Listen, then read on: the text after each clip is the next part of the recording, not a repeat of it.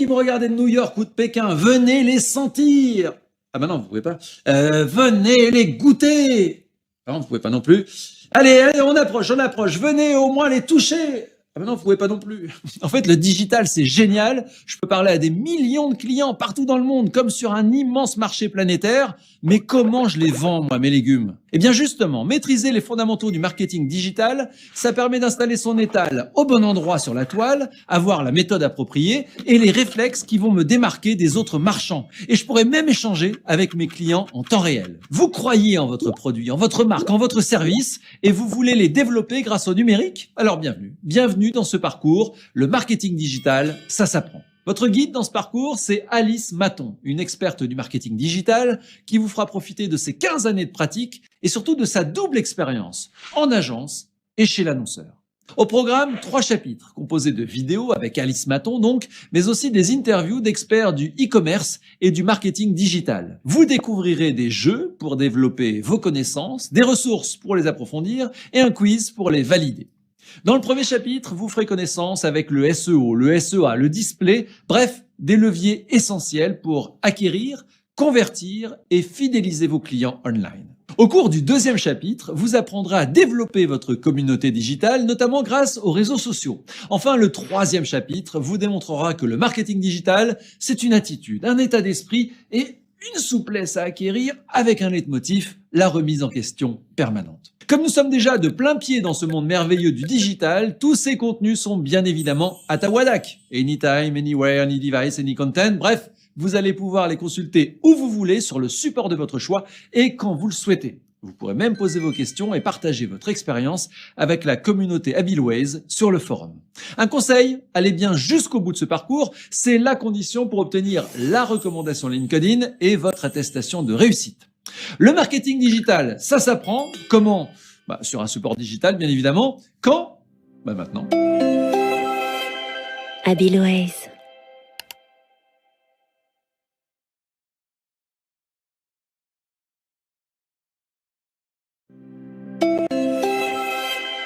Habilways.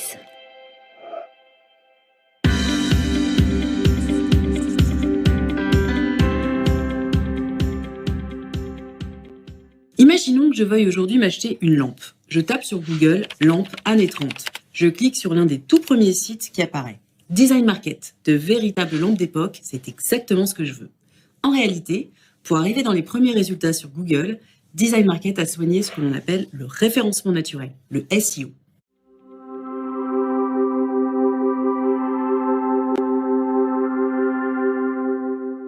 Comment faire pour que, comme Design Market, notre site apparaisse en tête des moteurs de recherche? Il existe 2 techniques complémentaires pour être bien référencé. Le référencement interne, c'est-à-dire ce qui se passe dans notre site, et le référencement externe, c'est-à-dire tous les liens, y compris ceux des médias sociaux qui renvoient vers notre site. Tout d'abord, comment travailler son SEO interne? Pour être bien classé, commençons par optimiser notre site. Dressons une liste des mots-clés qui correspondent au contenu de notre site. Mettons-nous à la place d'une personne à la recherche d'une lampe vintage. Quel mot va-t-elle taper spontanément sur Google? Lampe, vintage, déco? Utilisons ces mots-clés le plus souvent possible dans les pages du site. En effet, les mots, les phrases doivent répondre aux attentes exprimées par les internautes. C'est la même logique pour l'adresse URL. Elle doit reprendre ces mots-clés pour que la page soit référencée par Google. Pensons aussi aux images. Elles aident au référencement si elles sont bien nommées, c'est-à-dire si elles comportent aussi ces mots-clés.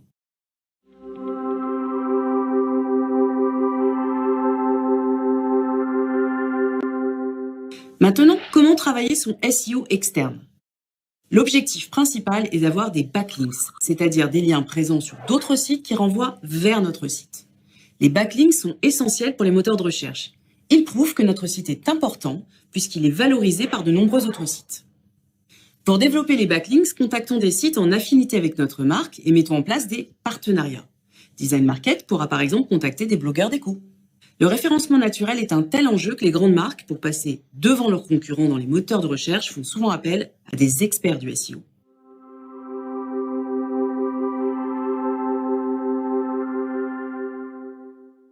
Pour pratiquer, supposez que vous voulez faire garder votre chien pour les vacances. Sur Google, tapez « garde de chien » puis cliquez sur le tout premier site de la liste. Observez bien la page. Quels sont les mots-clés et expressions qui reviennent le plus de fois sur la page d'accueil? Allez, à vos souris!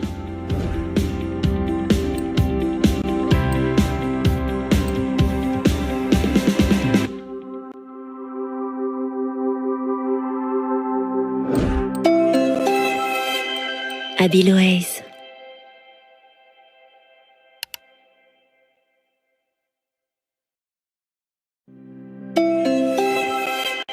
Abiloaise.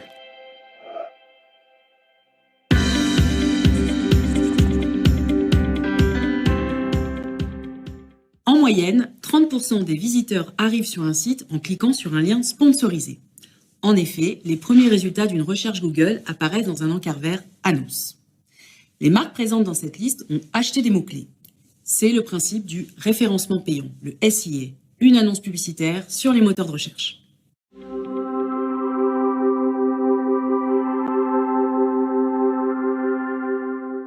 Comme ces marques, nous souhaitons augmenter le nombre de visiteurs sur notre site. Lançons-nous dans les annonces publicitaires sur Internet. Mais comment faire ?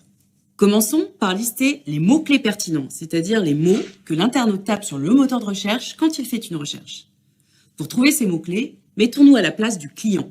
Quels mots aura-t-il tendance à écrire quand il fait une recherche liée à notre activité ? Prenons l'exemple d'un créateur de bijoux ethniques. Ces mots-clés seraient peut-être bijoux, collier, bracelet, ethnique, indien. Une fois les mots-clés définis, rédigeons le texte de l'annonce, c'est-à-dire un titre et 2 lignes de description. Le titre doit reprendre les mots-clés de la recherche et inciter à l'action. Par exemple, pour notre site sur les bijoux ethniques, on pourra écrire « Trouvez votre bijou ethnique indien en argent ». Les 2 lignes de description doivent-elles donner un aperçu du produit ?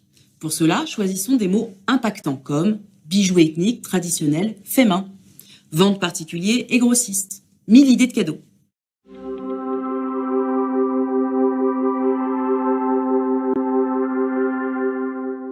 Maintenant que nous avons défini nos mots-clés et notre annonce, inscrivons-nous sur une plateforme d'achat. Si nous voulons apparaître dans les résultats de moteurs de recherche Google, par exemple, nous nous inscrirons sur la plateforme Google AdWords. Il reste une question cruciale. Combien tout ceci va-t-il nous coûter ? Bonne nouvelle, l'inscription à la plateforme est gratuite. Ensuite, le paiement se fait au clic. En clair, nous payons à chaque fois qu'un internaute clique sur notre annonce et accède à notre site web. C'est-à-dire à chaque fois que notre publicité porte ses fruits. Avant de nous lancer, nous devons déterminer le montant que nous sommes prêts à payer pour chaque clic. C'est un choix subtil à faire et si vous voulez payer le moins cher possible, gardez en tête que l'algorithme de Google, entre autres critères, privilégie les annonces les plus rémunératrices pour lui. Fixons également le montant total que nous sommes prêts à investir en SIA. Il n'y a pas vraiment de règle à ce sujet, certaines entreprises obtiennent d'excellents résultats avec un budget quotidien de 10 à 20 euros. Alors testez et ajustez vos paramètres en fonction des résultats. Une dernière astuce, quand vous tapez sur Google les mots-clés qui vous semblent pertinents pour votre marque, les annonces de vos concurrents directs s'affichent.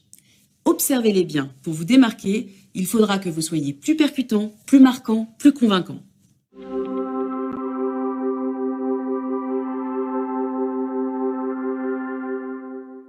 Passons à la pratique. Imaginez que vous vous lancez dans la livraison de produits bio.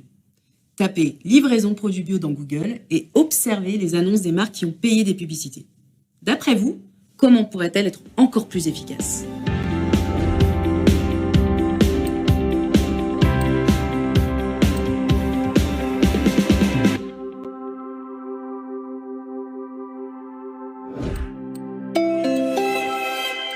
Abiloaise.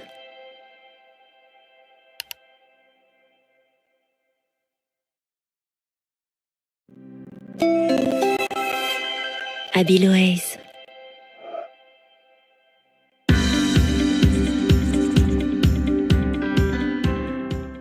60% des internautes déclarent avoir acheté un produit ou un service après avoir reçu un emailing. Vous en faites peut-être partie.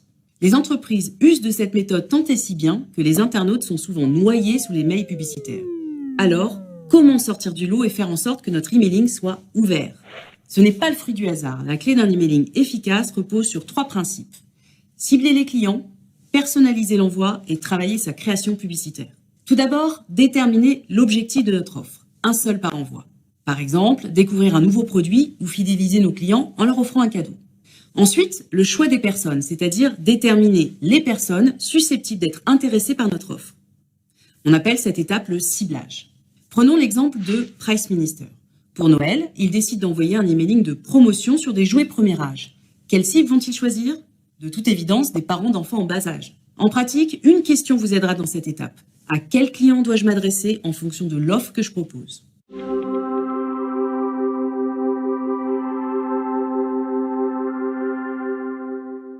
Nous avons notre offre et notre cible. Pour assurer à notre emailing un maximum d'impact, personnalisons-le. Mais qu'est-ce que la personnalisation? C'est la programmation d'un emailing à un client en particulier, comme lorsque nous proposons au client une offre pour son anniversaire ou quand on lui demande un avis sur le produit qu'il vient d'acheter par exemple. Le principe est de adresser le bon message au bon moment à la bonne personne. Ainsi, chaque consommateur a l'impression d'être unique et d'être compris. Sarenza, site de vente de chaussures sur Internet, envoie un emailing à ses clients qui n'ouvrent plus la newsletter.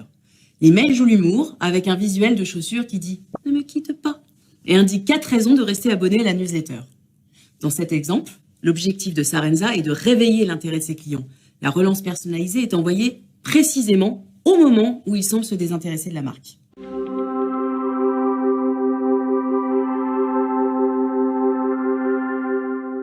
Enfin, pour que notre emailing fasse mouche, mettons en place une opération séduction avec un contenu fort. Choisissons soigneusement l'objet, c'est-à-dire le titre du mail, ainsi que l'accroche et l'image. L'objet a pour objectif de donner envie d'ouvrir le mail. Il doit interpeller et pousser à l'action.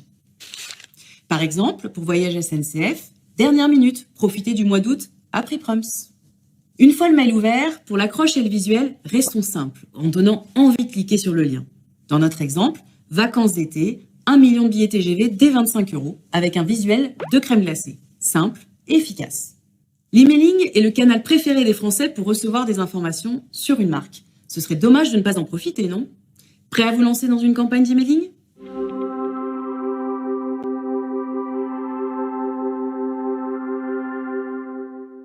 Pour pratiquer, je vous propose l'exercice suivant. Rendez-vous dans votre boîte mail. Quel emailing vous donne envie d'ouvrir? Pourquoi lui plus que les autres? Les 3 principes ont-ils été respectés?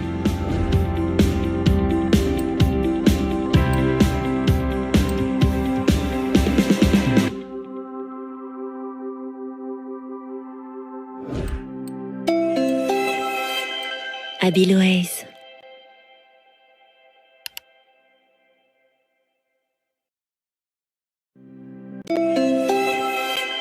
Abiloez.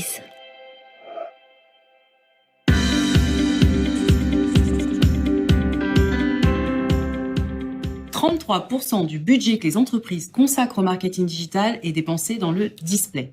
Le display, c'est l'affichage de bandeaux publicitaires. Ce peut être un bandeau en largeur, en hauteur ou une vidéo publicitaire qui se lance dès que vous ouvrez la page d'un site.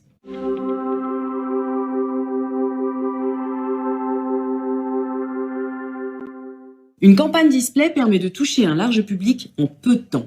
Ce levier est d'autant plus efficace si l'équation suivante est respectée. Le bon message diffusé au bon moment, au bon public. D'abord, le bon public. Pour le déterminer, une question simple. Quelle est notre cible? Prenons l'exemple d'Attractive World, un site de rencontre pour célibataires dit exigeant. Les personnes les plus intéressées par ce service sont des gens connectés à Internet, entre 35 et 55 ans, de niveau de revenu plutôt élevé, diplômés Bac+3 et plus. C'est la cible d'Attractive World. Déterminons bien notre cible, c'est-à-dire les personnes susceptibles d'être intéressées par notre offre. Et choisissons la régie publicitaire, c'est-à-dire l'agence d'achat d'espace publicitaire qui est en mesure de toucher cette cible. Ensuite, choisissons bien le moment où nous communiquons en fonction des habitudes du public que nous ciblons. Dans le cas d'Attractive World, la marque a affiné son ciblage sur des gens actifs qui surfent sur Internet plutôt le soir. Elle communique donc le soir. Posons-nous bien la question, quand est-ce que nos cibles surfent sur Internet? Pour diffuser notre campagne display au bon moment, le plus opportun en fonction des habitudes de notre cible.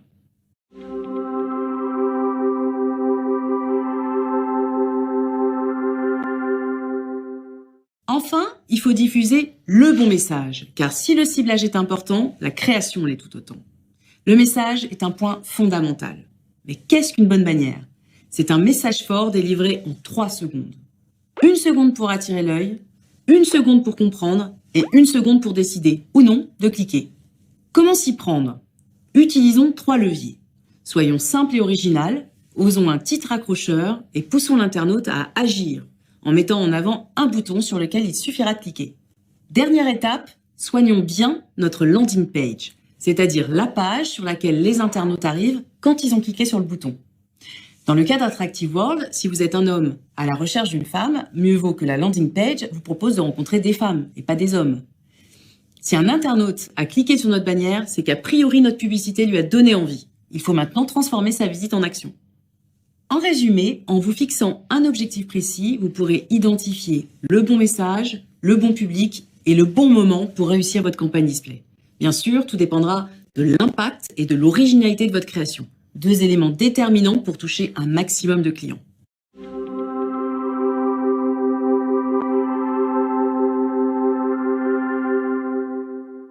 Maintenant, à vous. Imaginez que vous dirigez une entreprise de ménage à domicile et que vous devez créer une bannière display avec une remise de 30%. Essayez d'écrire votre message. Qu'est-ce qui vous donnerait envie de cliquer? Soyez audacieux et n'hésitez pas à faire une petite pointe d'humour.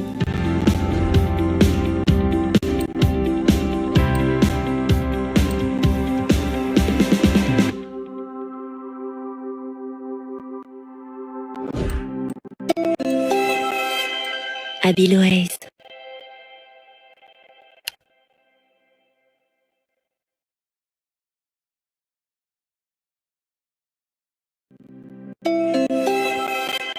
Abiloez.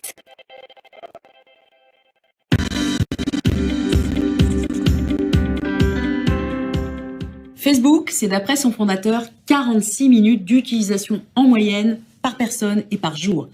46 minutes pendant lesquelles vos clients potentiels sont accessibles. C'est d'autant plus intéressant que Facebook permet d'afficher les publicités ciblées en fonction du goût des internautes.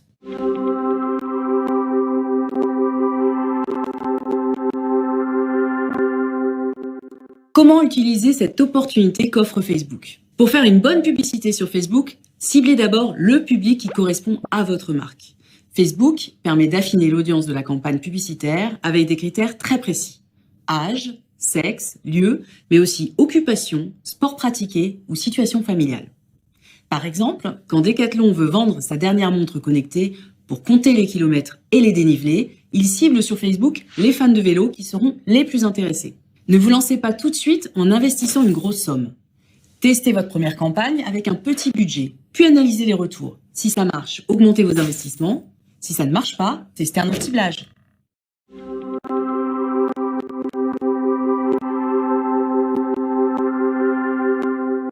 Pour toucher efficacement votre cible, soignez également votre création publicitaire. Tout d'abord, le visuel. La photo et la vidéo sont les formats qui ont le plus d'impact. N'hésitez pas à mettre en scène le produit, cela permet de se projeter. Pour reprendre l'exemple de Decathlon, il est préférable de montrer une photo d'un cycliste regardant sa montre plutôt que le produit seul. Ensuite, le texte d'accroche doit concerner directement la cible, en apportant une solution à un de ses problèmes ou en piquant sa curiosité. Decathlon peut par exemple demander « Combien de kilomètres avez-vous parcouru aujourd'hui ?»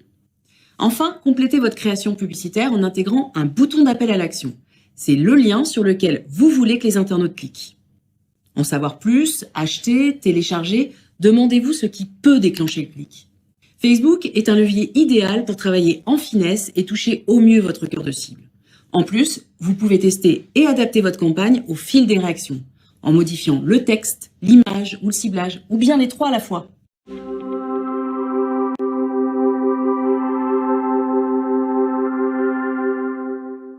Place à la pratique. Observez les publicités qui s'affichent sur votre fil d'actualité Facebook.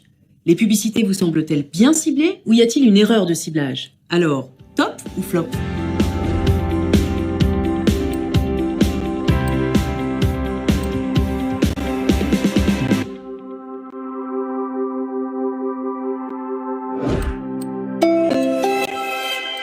Abiloez.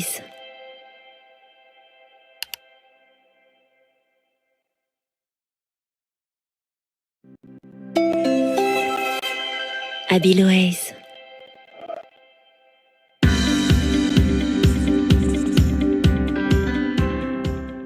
Aujourd'hui, de nombreux blogueurs sont de vrais professionnels. Ils gagnent de l'argent en vendant des produits sur leur blog.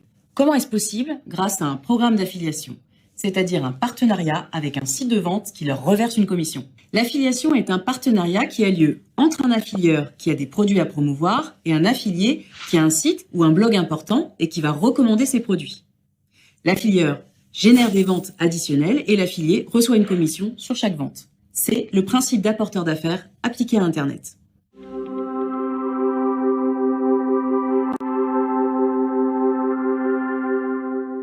Réveillons nos papilles avec Anne Lataillade, dont le blog de cuisine Papilles et Pupilles est suivi par plus d'1 million de visiteurs par mois. Anne est une affiliée et elle fait partie du programme d'affiliation d'Amazon. Cela signifie qu'elle met en avant des produits du site Amazon susceptibles d'intéresser ses visiteurs. Elle peut par exemple écrire sur son blog un article évoquant un livre de recettes sans gluten et proposer en fin d'article d'acheter ce livre en mettant un lien menant au site d'Amazon. Chaque exemplaire vendu lui rapporte un pourcentage du prix de vente. C'est ce que l'on appelle une commission. Si vous souhaitez vous lancer, Amazon, par exemple, offre jusqu'à 12% de commission. Pour intégrer un programme d'affiliation, nous pouvons nous adresser directement à une marque comme ici Amazon ou la Fnac. Nous pouvons aussi passer par une plateforme d'affiliation qui met en contact affilieurs et affiliés. On en trouve des dizaines comme TradeDoubleur ou Zanox. Celles-ci proposent chacune entre 50 et 500 marques différentes à promouvoir, avec une interface et un paiement unique. Choisissez bien vos produits pour qu'ils soient en affinité avec vos visiteurs. Si c'est bien pensé, cela enrichira votre site tout en générant un revenu additionnel pour vous.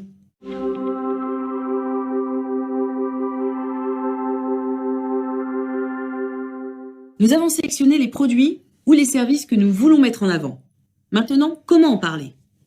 La première possibilité est d'intégrer une bannière publicitaire fournie par l'affilieur. C'est simple et dans ce cas, nous affichons clairement qu'il s'agit d'un partenariat commercial. La deuxième possibilité est d'écrire un article donnant notre avis sur ce produit ou service. C'est en général beaucoup plus efficace.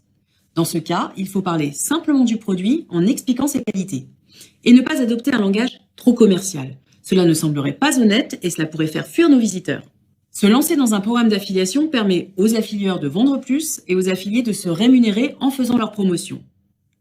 Recherchez les opportunités de votre domaine. Vous verrez, vous trouverez forcément un partenariat fait pour vous. Prêt à vous lancer ?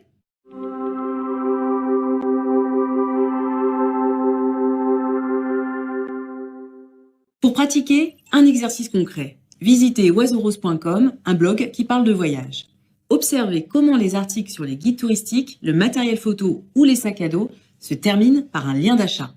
À votre avis, comment s'y prend la blogueuse pour créer de l'intérêt sur le produit et favoriser le clic?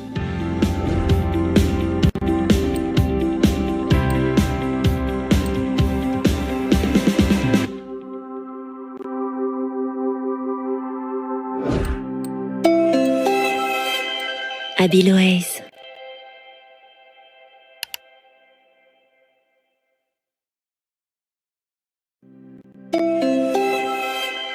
Abiloaise.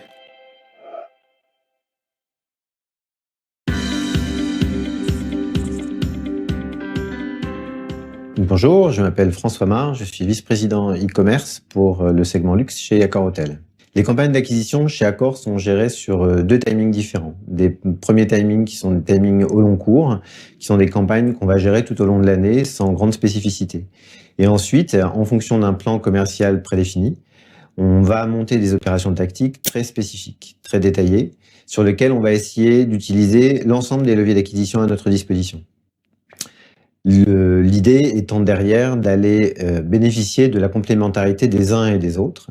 À titre d'exemple, on a des opérations très spécifiques qui sont ce qu'on appelle les super sales, donc des opérations de déstockage, sur lesquelles on va aligner sur l'ensemble des marchés mondiaux sur lesquels nous sommes, des campagnes de search, où nous allons réécrire toutes les campagnes d'AdWords qui vont être dédiées à ces campagnes de super sales, plus du display qu'on va investir sur des techniques de RTB, donc du real-time bidding. On va aller choisir des supports de display en fonction des cibles que nous allons cibler. On va y associer un plan d'emailing super strict, c'est-à-dire qu'on va, en fonction des spécialités, d'abord cibler nos propres clients fidèles et ensuite le grand public qui n'appartient pas au programme de fidélité. Et enfin, on va investir également sur nos affiliés en fonction de leur pays d'origine, mais également des pays vers lesquels ils veulent aller, puisque une des spécificités du tourisme, c'est de marcher sur des marchés d'émitting et des marchés de receiving.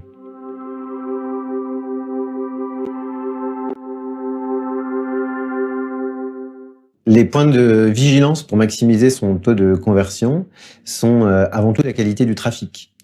Rien ne sert de faire venir sur votre site internet des gens qui ne sont pas qualifiés et qui seront susceptibles de ne pas acheter. Puisque généralement l'acquisition coûte de l'argent, hormis le SEO, bien sûr, qu'il y a toujours cette production de contenu.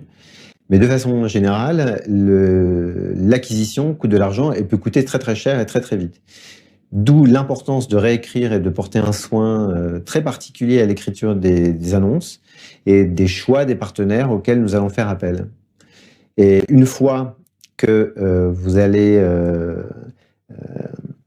atteindre ce niveau de qualité de trafic, il faudra également valider votre niveau de pricing, puisque dans l'acte d'achat du tourisme, notamment avec l'apparition des meta-search du type TripAdvisor ou du type Trivago, etc., même si vous payez, vous devez figurer parmi les meilleurs pricing pour pouvoir avoir une chance d'être perçu par votre consommateur. Et une fois que vous avez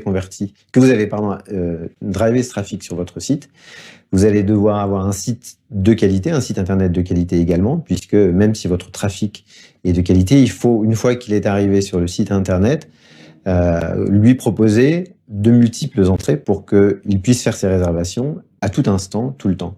Et ce que je viens de vous dire est valable bien évidemment sur la partie desktop, donc ordinateur en dur à son bureau, mais également sur tout ce qui est tablette, qui est en croissance, même si ça s'est stabilisé depuis quelques années, et bien évidemment toute la partie mobile, qui elle est en plein boom, puisque chez Accor Hotel, par exemple, on a quasiment 60% de notre trafic qui vient sur ce nouveau device qui est le mobile. C'est devenu un incontournable qui va venir chambouler complètement les règles d'acquisition qu'on peut avoir d'habitude.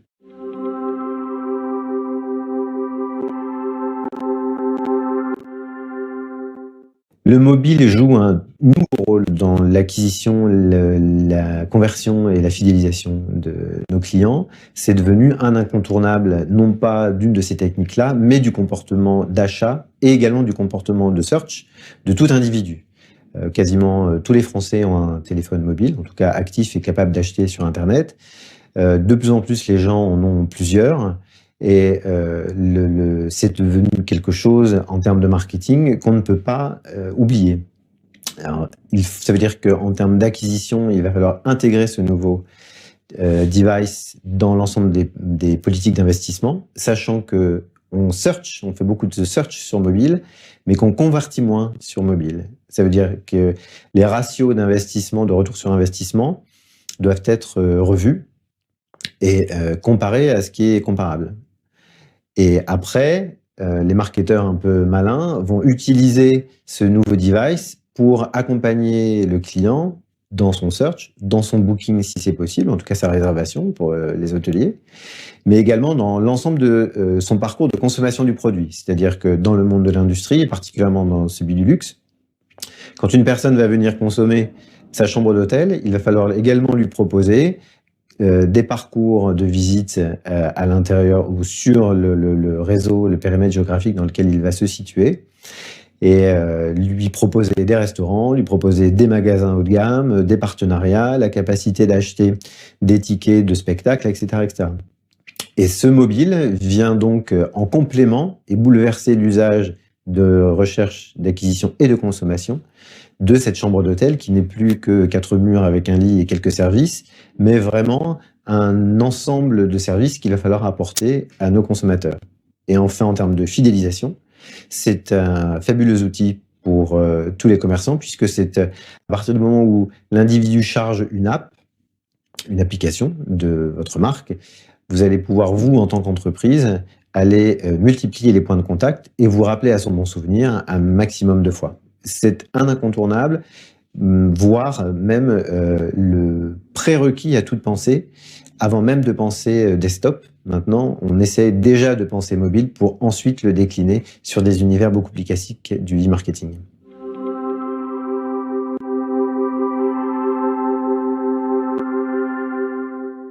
Pour conclure, le secret, je pense, des bonnes campagnes d'acquisition et de l'ensemble des investissements marketing va être la consistance et l'importance de la marque par rapport à l'ensemble de son discours sur le net ou sur l'ensemble de l'écosystème digital. De plus en plus, les gens se parlent, les gens échangent des informations, et une marque solide qui veut maximiser ses investissements et être crédible par rapport à sa présence sur le net doit être consistante du début jusqu'à la fin et tenir les promesses qu'elle souhaite tenir auprès de ses consommateurs.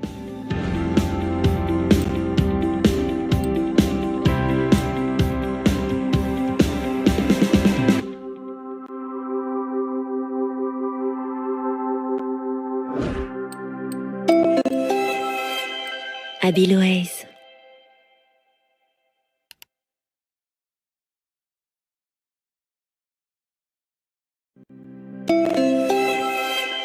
Abiloaise.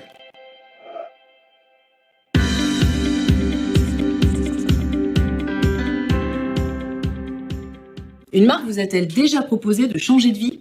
C'est ce que Michel et Augustin, les trubillons du marketing, promettent à leur communauté sur Facebook. Comment? En offrant des formations pour passer un CAP de pâtissier.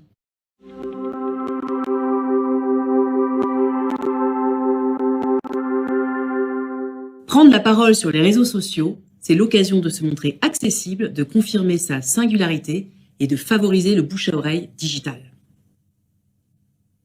Pour marquer sa présence sur Internet, le duo des réseaux sociaux les plus impactants est Facebook et YouTube. Facebook d'abord, avec 31 millions d'utilisateurs en France, c'est le réseau le plus puissant, sur lequel on peut toucher un large public ou choisir une cible très précise. On peut en effet s'adresser au public de son choix en sélectionnant l'âge, le sexe, le lieu d'habitation et même les centres d'intérêt des internautes. Ainsi, Nike utilise Facebook pour communiquer avec les passionnés de running. La marque a réussi à créer une véritable communauté sur un sport qui, à l'origine, est individuel.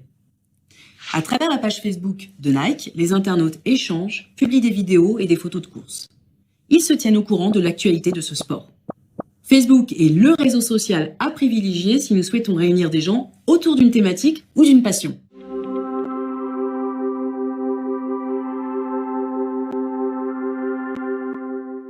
Le deuxième réseau social en termes d'impact est YouTube, avec ses 25 millions de visiteurs uniques. C'est le réseau idéal pour les marques qui aiment raconter des histoires en vidéo. Pour reprendre l'exemple de Michel et Augustin, avant de proposer un CAP de pâtissier à ses fans sur Facebook, la marque s'est fait remarquer par des films sur YouTube. Avec une simple caméra embarquée, ils ont fait un reportage en live sur leurs aventures aux États-Unis à la conquête de Starbucks et de son patron. Et ça a marché, avec un double succès. Starbucks distribue maintenant les gâteaux Michel et Augustin, et en plus, cette série de vidéos leur a fait gagner une fabuleuse notoriété à moindre frais. En racontant en vidéo la success story d'une entreprise familiale française qui rencontre un géant américain, la marque a généré une audience et un bouche à oreille phénoménal. Sur YouTube, les gens aiment l'authenticité. Une simple interview, un avis ou un test sur des produits, tout ceci améliore notre capital sympathie et notre notoriété. Que ce soit sur Facebook ou sur YouTube, il s'agit de s'interroger sur ce qu'on veut raconter. Les questions que vous devez vous poser sont: quels sujets, quelles histoires peuvent intéresser vos clients et qu'est-ce qui leur donnera l'impression de mieux vous connaître? Un peu comme si vous étiez des amis.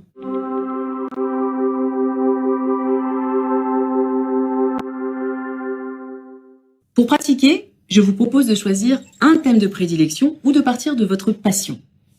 Cherchez sur Facebook et YouTube les marques qui communiquent sur ce thème. Notez les publications qui vous intéressent, celles que vous n'appréciez pas, et essayez de comprendre pourquoi. Alors, qui sont les rois des réseaux sociaux ?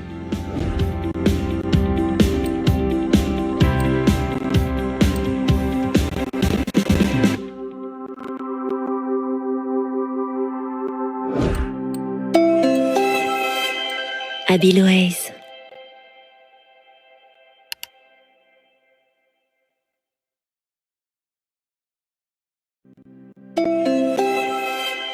Abiloaise.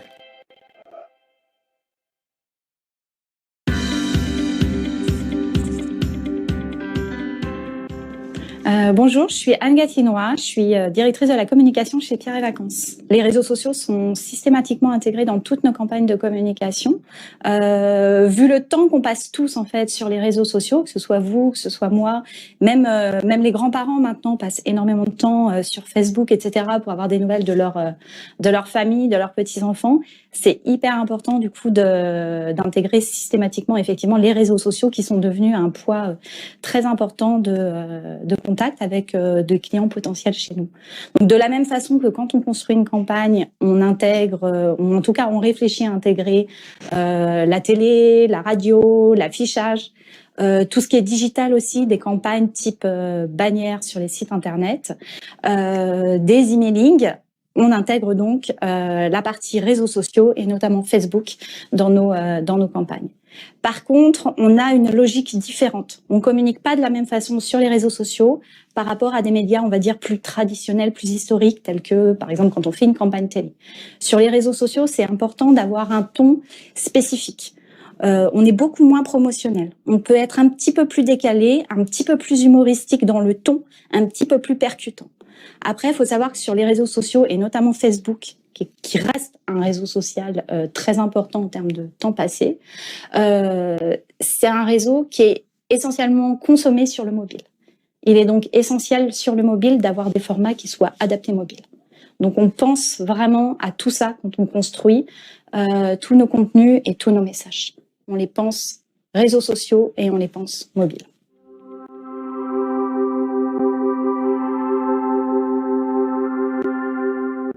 Aujourd'hui, le réseau social sur lequel on communique le plus, c'est clairement Facebook. Facebook reste vraiment le réseau social numéro 1. Celui en temps passé, en moyenne, enfin sur l'ensemble des gens, c'est celui sur lequel on va passer vraiment le plus de temps. Du coup, pour nous, ça reste le réseau le plus intéressant à travailler parce qu'il nous permet effectivement de toucher le plus de gens possible. Après, historiquement, c'est le réseau qu'on a le plus travaillé. Donc, on a quand même une page Facebook aujourd'hui qui compte 125 000 fans. Donc, ça nous permet en fait quand même de toucher et d'animer toute une communauté qui nous suit sur Facebook et de l'entretenir, de l'engager, de la faire interagir en tout cas avec nous et de l'intégrer au sein de notre marque. Voilà. Le deuxième réseau social, et c'est un nouveau qu'on essaye de travailler depuis l'an dernier, c'est Instagram. Pourquoi Instagram? Parce qu'en fait, dans le secteur du tourisme, ça reste pour nous un réseau qui est hyper pertinent. Quand vous partez en vacances, quand je pars en vacances, on prend des photos, on les partage. C'est quelque chose d'important. Et sur Instagram, en plus, on a un côté très quali, avec tous ces filtres, même des applis qui permettent vraiment de composer un petit peu ces petites compositions de photos. Et en plus, il y a vraiment une interaction avec Facebook. Très souvent, les gens qui utilisent Instagram font des photos, font des montages, ensuite les diffusent sur leur réseau Facebook pour les partager auprès de leurs proches, de leur famille et de leurs amis. Donc pour nous, c'est vraiment un réseau qui est quali et qui est pertinent pour l'univers du tourisme. Voilà, donc ça c'est vraiment les deux grands réseaux sur lesquels on travaille. C'est un choix en termes de temps par rapport aux équipes et en termes d'investissement. L'idée, c'est pas il y en a beaucoup d'autres, des réseaux, mais l'idée, c'est de se concentrer sur les deux réseaux et de le faire bien et de travailler correctement ces deux réseaux. Mais après, il faut être très, très vigilant. Ça évolue très, très vite. Par exemple, là, depuis 1 ou 2 ans, on voit vraiment l'émergence de Snapchat chez les adolescents. Donc, nous, on le travaille pas encore. Par contre, si dans 1 an, on voudrait s'adresser plus spécifiquement auprès des adolescents, alors il faudrait clairement se poser la question. Facebook, c'est peut-être plus le réseau sur lequel il faut communiquer auprès de ces adolescents. Snapchat est peut-être plus pertinent. Et puis, dans 1 an, dans 2 ans, il y aura peut-être d'autres réseaux qui vont prendre le pas. C'est quelque chose qui est très, très évolutif, qui change énormément. Donc, il faut vraiment s'adapter aux évolutions du marché.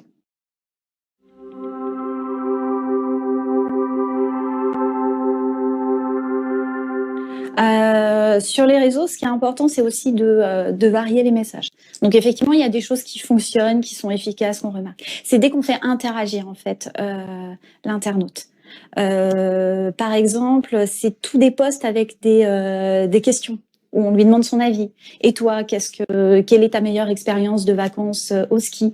Quel est le moment le plus insolite? Ça, l'internaute aime énormément donner son point de vue. Et du coup, l'idée, c'est de pas faire que des messages push, mais c'est aussi de le faire interagir et de le faire réagir par rapport à ça. Après, il y a effectivement tout ce qui est autour des jeux concours. Nous, on a la chance de vendre des vacances. C'est quand même la chose que tout le monde adore. Tout le monde se projette. Enfin, on travaille, mais on pense à ses vacances, à ses prochains week-ends. Donc, faire interagir les gens, les faire participer à des jeux concours avec, évidemment, nous, on a la possibilité d'offrir des séjours, que ce soit des vacances, des week-ends. Ça marche énormément. Après, il y a tout ce qui est autour de l'univers et ça se retrouve sur l'ensemble des réseaux sociaux, mais sur lesquels nous aussi on capitalise, des thématiques telles que la cuisine. Donc par exemple, nous, pour allier par exemple la saison du ski, enfin pour parler des vacances au ski, on peut tirer le fil rouge et parler par exemple de la raclette, parce que la raclette fait vraiment partie de l'univers du ski, ou alors des produits qui sont autour de régions. Si on va pousser par exemple parler de la région Côte d'Azur, c'est l'occasion aussi de parler d'une idée de recette de cuisine autour de, je sais pas, la ratatouille, enfin une recette un petit peu locale. Donc on peut vraiment raconter un petit peu des histoires, faire interagir les gens parce que ça les intéresse. Enfin, la cuisine est quand même quelque chose qui les fait réagir. Et ensuite, il y a toutes les thématiques qui nous parlent. Enfin, ce qu'on appelle les marronniers qu'on retrouve pas que sur les réseaux sociaux, hein, enfin un petit peu partout dans la communication en général, même sur les journaux télé, en presse. C'est Noël, c'est Pâques, c'est la Toussaint. C'est qu'est-ce que vous allez faire pour la Toussaint, etc. Et pour nous, derrière, en plus, on a vraiment des choses à raconter par rapport à ça. Sur nos sites, que ce soit nos résidences et nos villages, où on a aussi des clubs enfants, des animations, on organise en fait des choses autour de ces événements. Donc à Noël, on fait venir le Père Noël qui vient distribuer les cadeaux aux enfants. À Pâques, on organise des grandes chasses aux œufs dans nos villages et tous les enfants du village sont invités à y participer. Donc derrière, nous, on peut vraiment créer des contenus. On peut aller faire des photos. Là, par exemple, pour Halloween, on est allé faire une vidéo sur un de nos villages à Belle-Dune, en baie de Somme. Et du coup, derrière, on vient montrer l'expérience. Donc, pour nous, c'est une façon de raconter un petit peu une expérience à vivre au sein de nos résidences autour de thématiques fortes qui ponctuent l'année, qui intéressent tout le monde, du coup.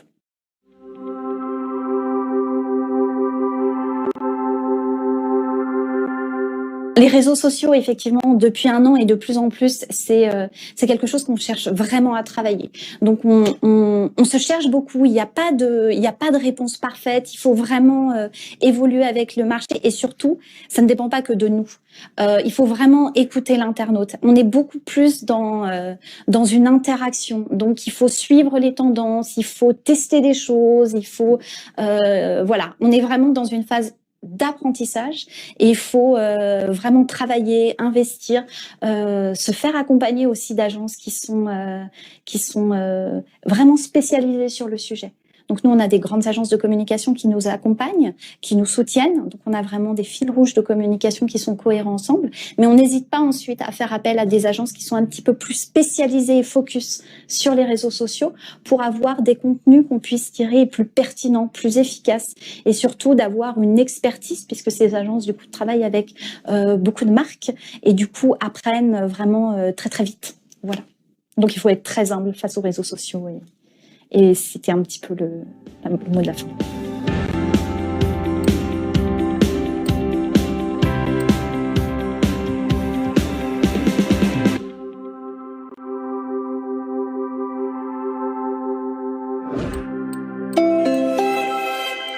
Habiloaise.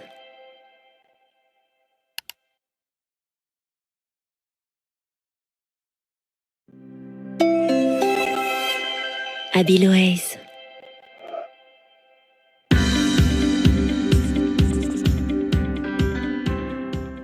Vous vous souvenez peut-être de la chanson de Carlos, « Mais qu'est-ce que tu bois, Doudou, dis donc, Oasis, Oasis, ah !» Mais comment Oasis est-il passé de cette chanson de variété à aujourd'hui des personnages de fruits rigolos qui parodient des films? En créant des contenus ludiques et des vidéos qui donnent envie d'être partagés.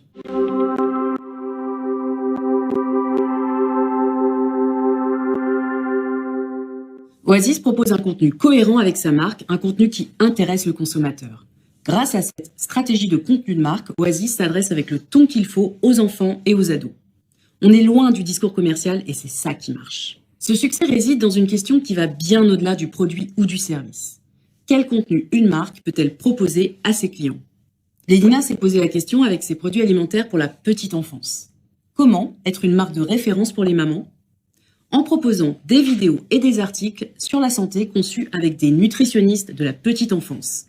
Cette stratégie de contenu de marque, autrement dit de brand content, lui permet de concurrencer des marques de la nutrition infantile et de se positionner sur ce marché concurrentiel en rassurant sur son expertise.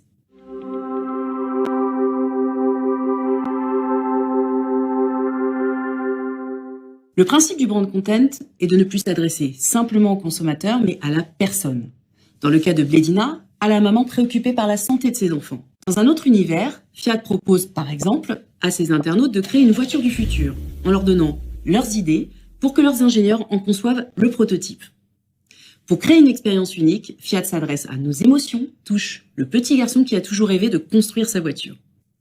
Quel que soit le discours, drôle pour Oasis, informatif dans le cas de Blédina ou émotionnel chez Fiat, la marque dépasse les frontières de son produit pour créer du lien, ce qui au final fait vendre bien sûr. Le choix des supports et des messages est infini, à condition d'être légitime et de ne pas trop s'éloigner de son cœur de métier. Il faut pouvoir décliner son univers dans une stratégie pérenne tout en se renouvelant. Ainsi, Oasis développe depuis des années un nouveau langage avec 11 francs la poire, ramène ta fraise et ses amis et ne manque aucune occasion de rebondir sur l'actualité. Pour mettre en place cette stratégie, un support idéal, les réseaux sociaux. Facebook ou YouTube par exemple ont favorisé l'émergence de contenus moins commerciaux. Autant d'opportunités pour les marques pour se rendre visibles en créant des contenus qui donnent envie de partager.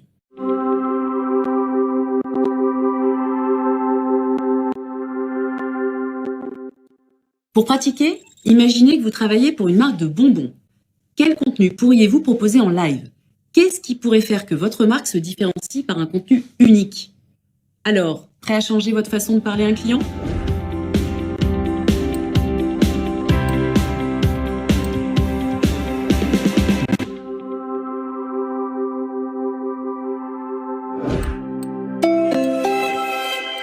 Habiloaise.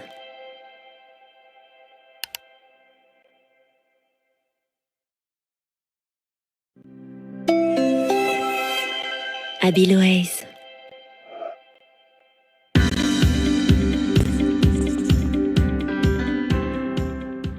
Avant Internet, une personne mécontente du marque en parlait à 6. Avec Internet, elle peut en parler à 6000. Dans ce contexte, il est capital de suivre ce que les internautes disent de votre marque, de votre entreprise, de vos employés. On appelle cela l'e-réputation.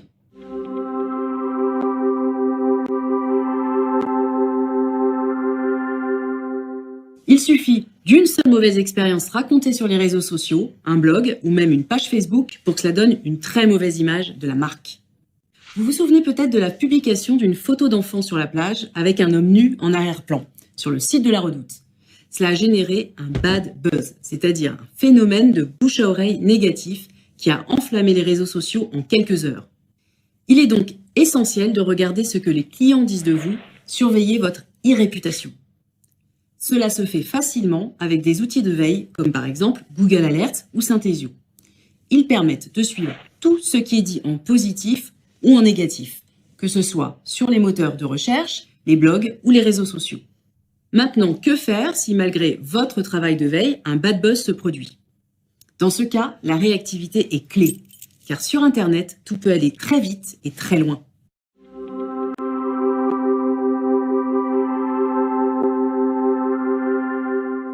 Dans le cas de la Redoute, la réaction est très rapide. Après avoir retiré la photo du site, la marque s'excuse publiquement. Puis, quelques semaines après, la Redoute publie une vidéo expliquant qu'il y a 13 erreurs à retrouver sur les photos du site. Le jeu est un succès et les 13 erreurs retrouvées en moins d'une journée. La stratégie de la Redoute a été de transformer le bad buzz en good buzz.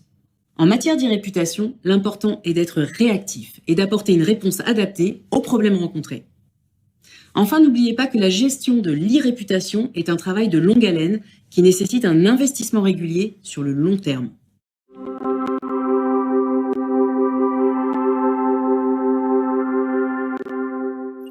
Tapez le nom de votre marque préférée sur Google et observez ce qui est dit en négatif et ou en positif. Si cette marque a bien géré son réputation, normalement, vous devriez trouver en priorité des avis positifs. Alors, est-ce toujours votre marque préférée ?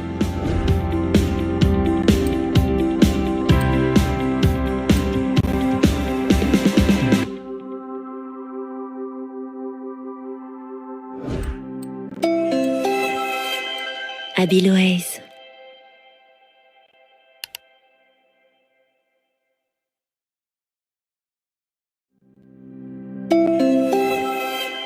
Habiloaise.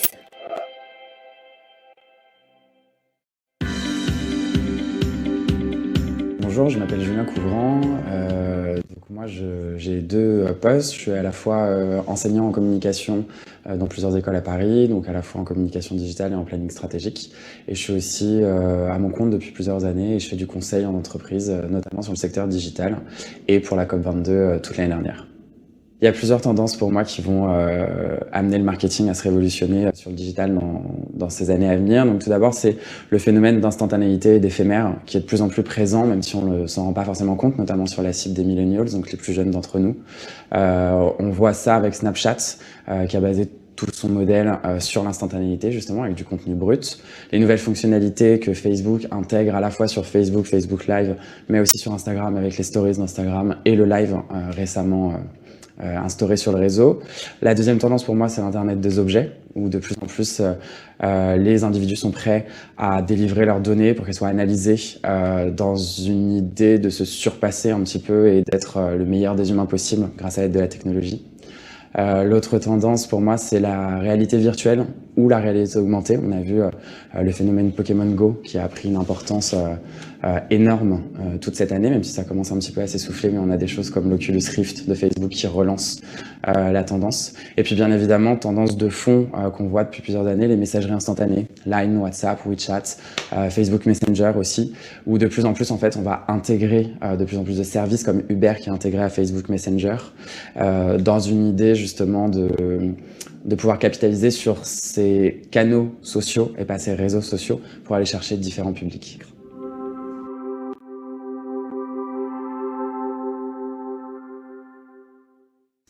Aujourd'hui, je pense que quand on est une marque ou une institution, une ONG, un service du public, il y a bien évidemment plusieurs réseaux à investir en dehors de Facebook et Twitter qui sont d'une certaine façon des basiques de la conversation digitale. Par contre, avant de vous expliquer ce qui pour moi marche très bien, j'ai vraiment envie d'insister sur quelques points. En l'occurrence, si vous investissez d'autres réseaux sociaux, il faut le faire de façon stratégique. On n'y va pas juste pour y aller. Et c'est ce que beaucoup de marques font, malheureusement. Et du coup, ça donne des comptes avec peu de followers, ça donne des comptes où il y a peu d'engagement, ça donne des comptes où il se passe rien. Et en fait, la relation n'est pas... elle est déceptive, en fait. Elle n'est pas engageante et elle est participative. Du coup, il faut bien donner une fonction à chaque réseau, développer des prises de parole de marques différentes. On va employer la marque employeur sur LinkedIn, la marque commerciale ou le brand content sur Facebook, la marque conversationnelle et relationnelle ou experte d'ailleurs sur Twitter, la marque de curation et de créativité sur les réseaux visuels comme Instagram et Pinterest, etc. Et donc du coup, au niveau pour moi des best practices et des choses à faire quand on investit d'autres réseaux sociaux que Facebook et Twitter, c'est de respecter ces qualités intrinsèques de chaque réseau et de faire des opérations qui respectent toutes ces qualités. Donc des ONG comme WWF le font très bien, des marques comme Asos aussi le font très bien, ou Starbucks. Et sur chaque réseau, on peut retrouver ces best practices. Donc sur Twitter, développer la conversation, l'expertise avec des marques comme Nicolas qui a son SAV Dis-moi Nicolas ou la Fnac vous aide. Sur Snapchat, on va avoir du contenu très éphémère, très brut, ce qui est le nouveau positionnement de France Télévisions avec sa chaîne France Info, donc ils l'ont très bien dupliqué, enfin répliqué plus exactement. Et ensuite sur les réseaux de curation et de créativité comme Instagram et Pinterest, on va avoir des marques très créatives comme Etsy avec du do-it-yourself, des marques très féminines et très visuelles comme Hermès, comme Menlook, mais aussi des marques plus masculines comme le slip français.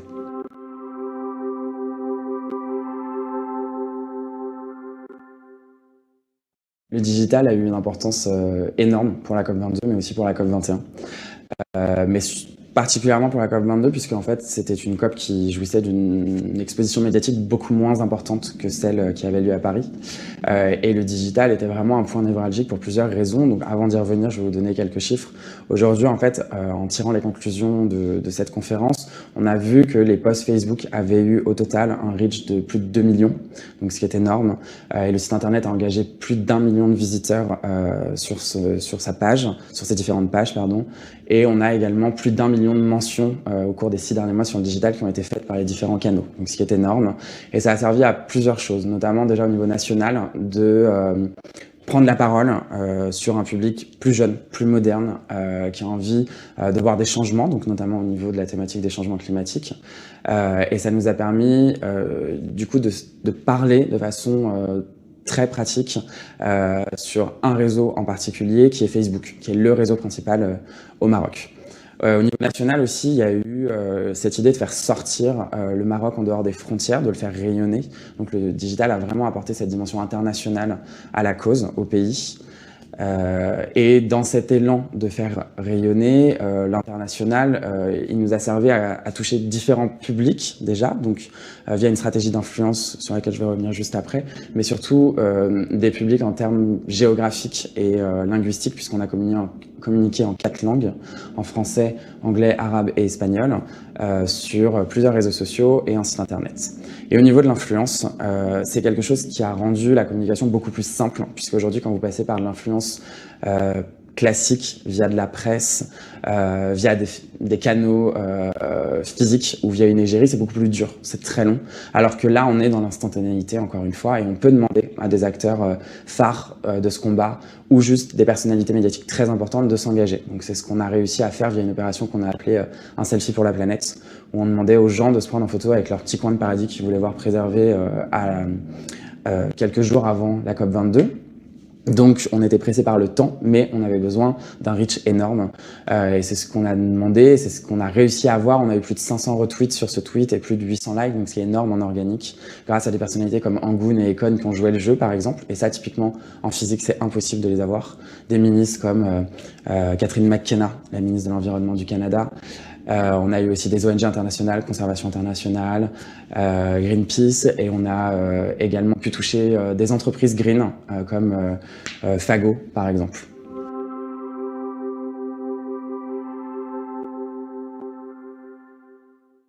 Si je devais conclure en 2 mots, le premier message que j'ai envie d'envoyer, c'est soyez audacieux. Parce que généralement, et notamment en France, on se repose beaucoup sur ce qui marche, sur les acquis, et on regarde souvent en arrière dans le passé. Et malheureusement, les marques sont les principales responsables de leur échec et de leur peine d'un point de vue du digital, parce qu'on n'innove pas assez. On va attendre par exemple 2, 3, 4, 5 ans pour investir Snapchat alors que c'est aujourd'hui. Ça sert à rien. Dans 5 ans, il y aura déjà un nouveau Snapchat et ça servira plus à rien. Et il y a des marques qui l'ont compris, comme Asos qui innove, puis il y a des marques qui n'y vont pas du tout. Donc vraiment, soyez audacieux, passez par du test and learn. C'est pas grave de se tromper.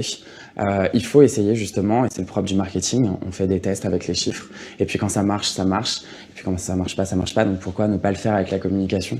Et le deuxième conseil que j'ai à donner, c'est si vous travaillez si bien de façon classique et sur des médias typiques comme la presse, le cinéma, l'affichage, la télé et la radio, pourquoi ne pas mettre autant d'efforts, d'argent et de moyens humains sur le digital ?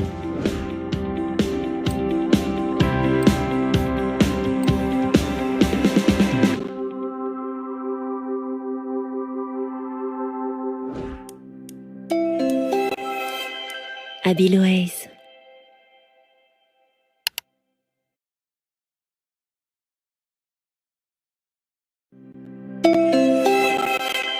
Abiloise.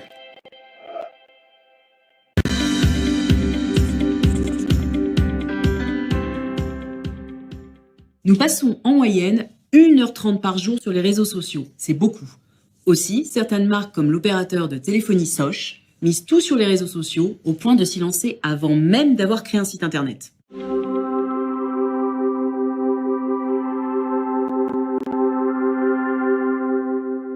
L'évolution incroyable des réseaux sociaux permet de développer des campagnes très fortes sur ces médias.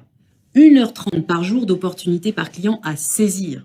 Première opportunité, échanger en temps réel avec les internautes en diffusant de l'information en live. Facebook, YouTube, Periscope proposent de diffuser des vidéos en direct avec les commentaires des internautes. C'est ce que fait Lacoste en donnant accès à ses défilés en direct via Periscope, l'application de vidéo en direct de Twitter. Les internautes se sentent aux premières loges comme un VIP convié au défilé. Ils commentent au fur et à mesure et ils interagissent. Le live est un très bon levier pour gagner en proximité avec nos clients. Donc, posez-vous la question, quelle vidéo diffusée en direct pourrait intéresser mes clients? Et choisissez judicieusement le réseau en fonction de votre projet et de votre cible. Par exemple, l'application Snapchat est particulièrement utilisée par la génération Z, celle née à partir des années 2000. Elle permet de prendre et de diffuser des photos ou de courtes vidéos qui s'effacent dès qu'elles sont lues. Snapchat est un réseau idéal pour communiquer les moments forts d'un événement auprès des moins de 18 ans.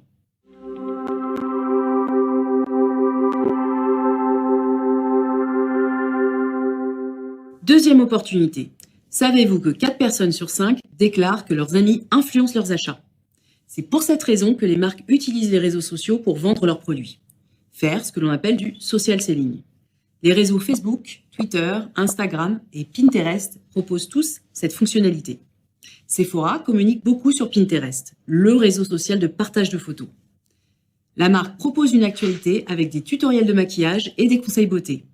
Maline, elle a intégré un bouton acheter sur les images d'illustration des produits. Il suffit de cliquer. Le social selling est un cercle vertueux. L'internaute qui achète un produit partage cette nouvelle avec ses amis, qui deviendront peut-être de nouveaux clients. Troisième opportunité, impliquer ses collaborateurs pour qu'ils deviennent des ambassadeurs de l'entreprise, qu'ils échangent avec les clients sur les réseaux sociaux. Bouygues Télécom a créé la communauté des Woobies. Ce sont des employés volontaires, chacun expert dans leur domaine. Ils répondent aux questions des internautes via le réseau social Twitter qui permet d'échanger de courts messages. Le succès a dépassé leurs espérances. L'opération s'est transformée en un véritable service client. Twitter et LinkedIn, le réseau d'échange entre professionnels, sont particulièrement adaptés pour générer des échanges entre employés et clients. Ils créent de la proximité et des expériences positives. Pour les clients, cela humanise l'entreprise et pour les salariés, cela valorise leur expertise.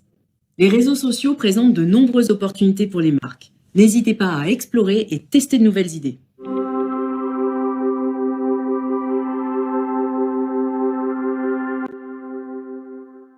Passons à la pratique. Imaginez que vous devez lancer un nouveau jeu vidéo. Quel type de communication et quel réseau social choisiriez-vous pour le faire connaître? Allez, faites parler le créatif qui est en vous.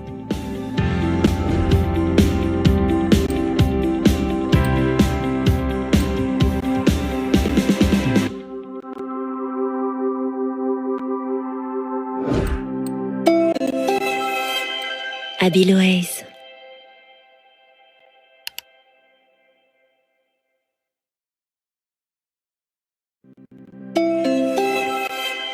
Habilways.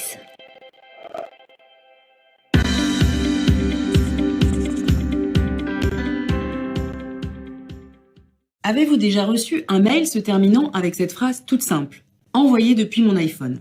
Cette astuce, utilisée par Apple, permet de faire une publicité gratuitement auprès de millions d'utilisateurs. C'est le principe du growth hacking ou growth marketing, une méthode maligne pour booster la croissance de son entreprise à peu de frais grâce à l'action de ses utilisateurs.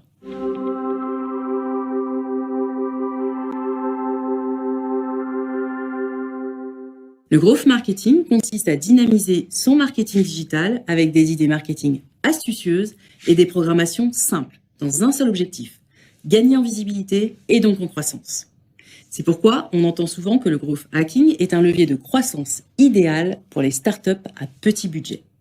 Le growth hacking est à la fois une démarche, un état d'esprit et aussi des méthodes marketing innovantes et agiles. En growth hacking, on ne cherche surtout pas à copier le concurrent ou à appliquer des recettes toutes faites, mais à observer plus près le comportement de ses clients pour trouver la solution adaptée. Le growth hacker est donc un obsessionnel des données clients. Il sait qui vient sur son site, grâce à quel lien, quelles pages ont été visitées, par quelle étape le client est passé. Prenons un exemple. Twitter a analysé qu'un utilisateur commence à être actif, c'est-à-dire à partager des articles, à en écrire, lorsqu'il est abonné au fil d'actualité d'au moins 20 personnes. Fort de cet enseignement, Twitter a mis en place une fonctionnalité de suggestion de personnes à suivre, dès le processus d'inscription. Comme Twitter, observons le comportement de nos utilisateurs. Ce qui fonctionne bien et au contraire ce qui pose problème à nos clients. C'est une bonne source d'idées.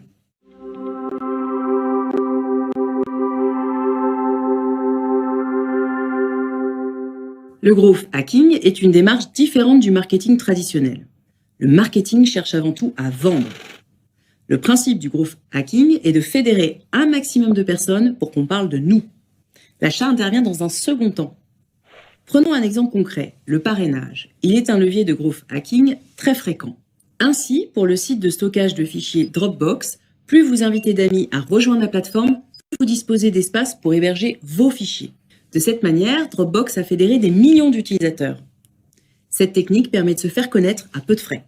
Pour faire du growth hacking, le principe est d'observer les clients, de s'appuyer sur eux et d'automatiser des techniques pour toucher toujours plus d'utilisateurs. Et surtout, remettez-vous en question en permanence. Le growth hacking n'est pas une discipline figée, mais au contraire, une quête perpétuelle de l'innovation et de la bonne idée.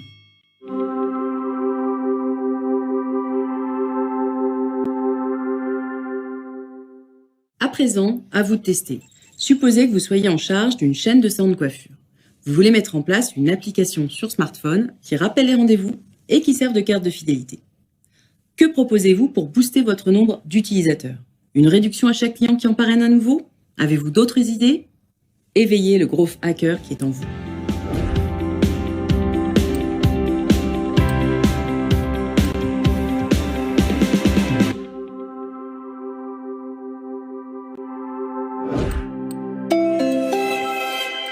Habilways.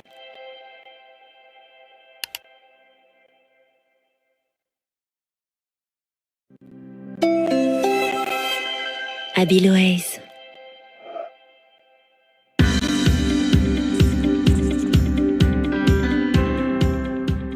Un emailing ou une publicité sur Internet, combien ça coûte, combien ça rapporte? Avec la multiplication des opportunités possibles, le retour sur investissement est plus que jamais un enjeu central.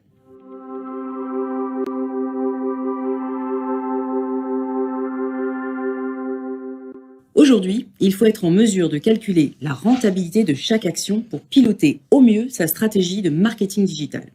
On peut diviser les campagnes digitales en 3 catégories. Les campagnes publicitaires, les campagnes d'emailing et les campagnes sur les réseaux sociaux.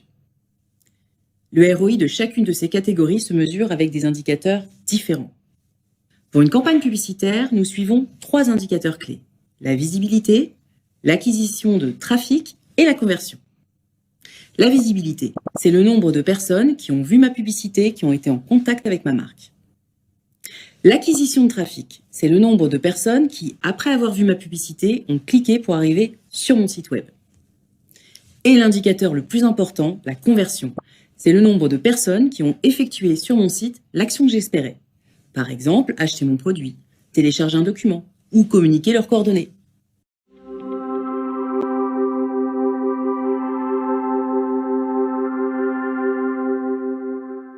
Pour une campagne d'emailing, nous analysons 3 taux. Le taux d'ouverture, le taux de clic et le taux de transformation. Le taux d'ouverture, c'est parmi les personnes qui ont reçu mon emailing, le pourcentage de celles qui ont ouvert mon mail. Le taux de clic, c'est le pourcentage de personnes qui ont non seulement ouvert mon mail, mais ont aussi cliqué sur l'un des liens. Enfin, le taux de transformation, c'est le pourcentage de personnes qui ont fait tout ce que j'espérais.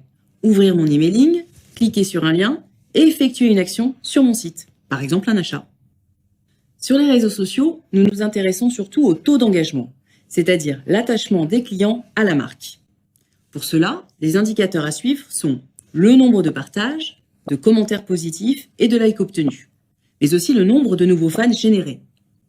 Ce qui compte, c'est de mesurer le taux de réaction, c'est-à-dire tous les internautes qui ont effectué une action vis-à-vis de ma marque après avoir vu ma campagne. Mettre en place cette démarche de ROI est d'autant plus importante que les campagnes sont le plus souvent mixtes. On lance à la fois un emailing, une publicité digitale, une communication sur les réseaux sociaux. Analyser régulièrement ces indicateurs clés permet de mieux comprendre les effets de chaque levier et donc d'optimiser en permanence ces campagnes.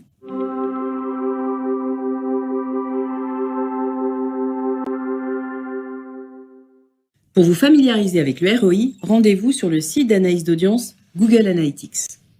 Sur la première page, le site donne des exemples de tableaux de suivi des campagnes. Observez les différents indicateurs, nombre de visites, canaux par lesquels arrivent mes visiteurs, temps passé, etc. Quels indicateurs vous semblent les plus pertinents ?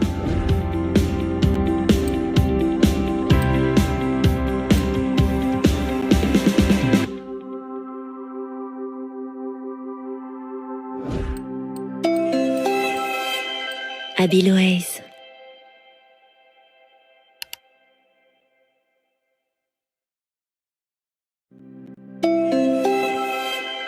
Habilways. Bravo, vous êtes allé jusqu'au bout de votre parcours et surtout félicitations, vous avez réussi le quiz de validation. La recommandation, le marketing digital j'ai appris,